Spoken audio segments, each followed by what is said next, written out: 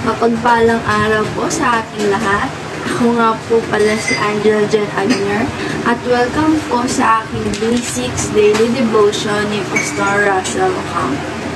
Para po sa ating Day Devotion ngayong araw ay ang series ay about intimacy with God at ang topic po natin ngayong araw, August 2, 2024 ay Come near to God and He will come near to you.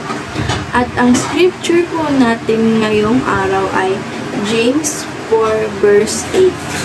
Come near to God and He will come near to you.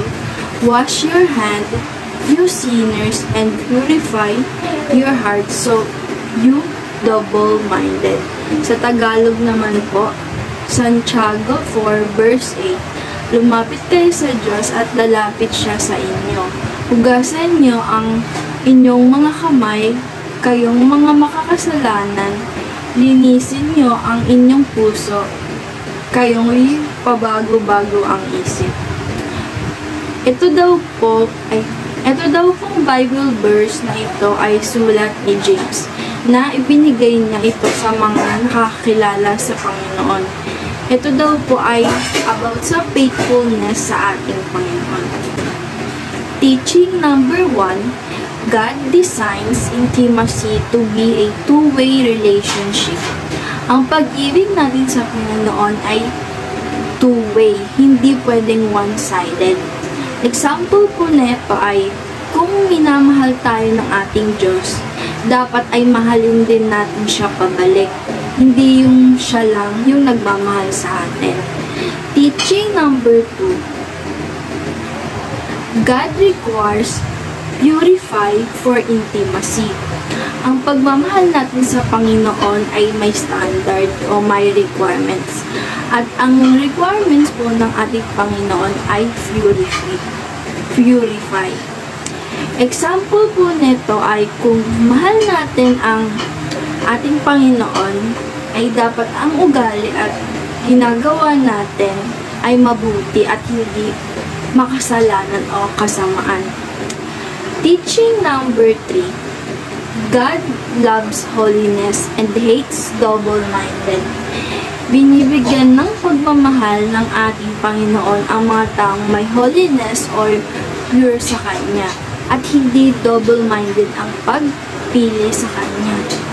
Application number 1, seek holiness, observe boldness.